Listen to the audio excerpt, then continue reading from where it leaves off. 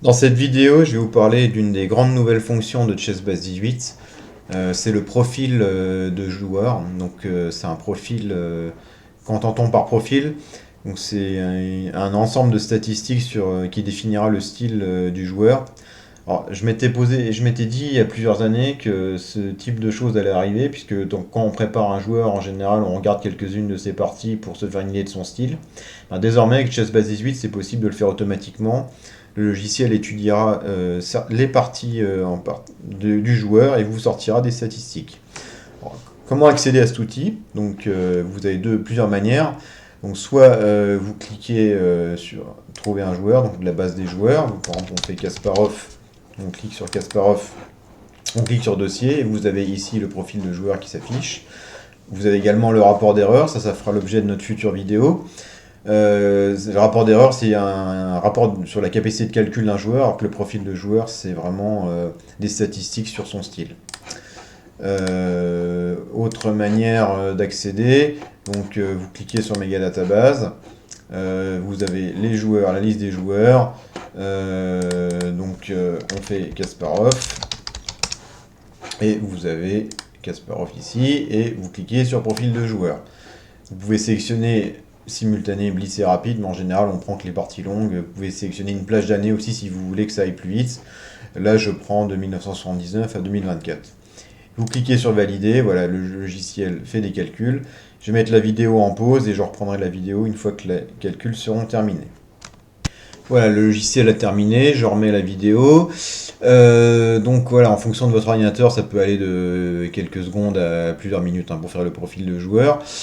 Voilà, donc là vous voyez 1215 parties longues ont été étudiées. Vous avez en dessous ce tableau avec des évaluations, des statistiques. Donc le score de Kasparov, donc c'était quand même un champion du monde, donc 80%, un score très élevé. Théorie, donc c'est les notions d'ouverture, des théories d'ouverture. Donc Kasparov était connu pour être un grand théoricien. Partie décidée moyen, donc à top niveau, beaucoup de nuls, donc c'est pour ça que vous avez un chiffre de 46%.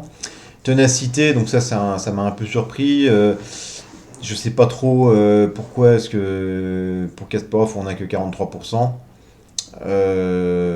Voilà. Après l'agressivité, donc Kasparov était connu pour être très agressif, 92%, et surtout avec les blancs, beaucoup de sacrifices, beaucoup de gambits, et un jeu très risqué avec les noirs, les siciliennes, donc un score très élevé en risque.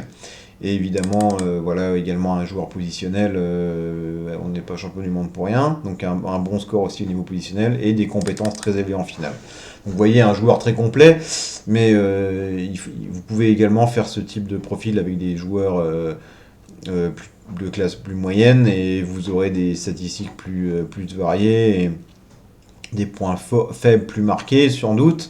Faites-le pour vos amis, pour vous-même ou vos futurs adversaires. Et vous avez en dessous des observations, donc ça c'est du texte qui reprend, le logiciel reprend des grandes lignes, donc les ouvertures fortes par exemple, les longues lignes théoriques, donc ça c'est très clair pour Kasparov, qui jouait des gambits, qu'il aimait les sacrifices, qu'il était un grand joueur d'attaque. Voilà, donc ça c'est quelques informations qui sont à lire quand vous préparez un adversaire, c'est vraiment intéressant. Et en dessous vous avez toute une suite de statistiques sur comparer Kasparov au grand maître moyen, voilà, sur les gambits, sur l'activité. Voilà, et en fonction du joueur, ces statistiques sont la manière dont le tableau est présenté est un peu différent. Et en dessous, vous avez le répertoire et toute une série de parties thématiques en fonction de thème que le logiciel choisit. Voilà, donc ça c'était un premier exemple avec Kasparov. Maintenant, je vais vous montrer un deuxième exemple avec Capablanca, autre champion du monde très connu. Donc pareil, je reviens sur le joueur, je fais profil et je lance. Voilà, donc là le logiciel va calculer. Encore une fois, pour éviter que la vidéo soit trop longue, je vais faire une pause et je reprendrai après.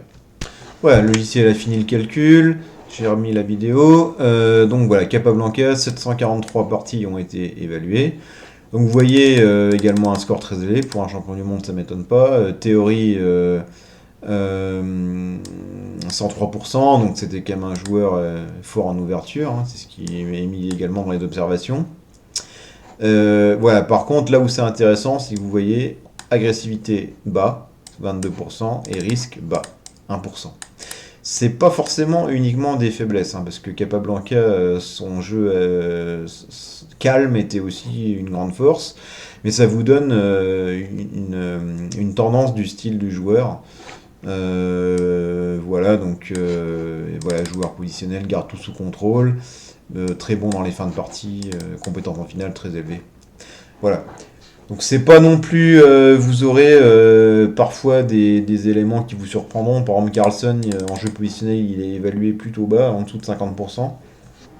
Euh, donc voilà, je dis pas que cet outil va être vrai pour tous les joueurs. Peut-être il est plus marqué pour certains joueurs que d'autres. Mais en tout cas, c'est vraiment une habitude, je pense, à prendre quand vous utiliserez Chess Base 8 et que vous préparez les adversaires, de faire systématiquement le profil de joueur d'un adversaire pour avoir un ordre d'idée de son style et ça vous fera gagner du temps dans votre préparation.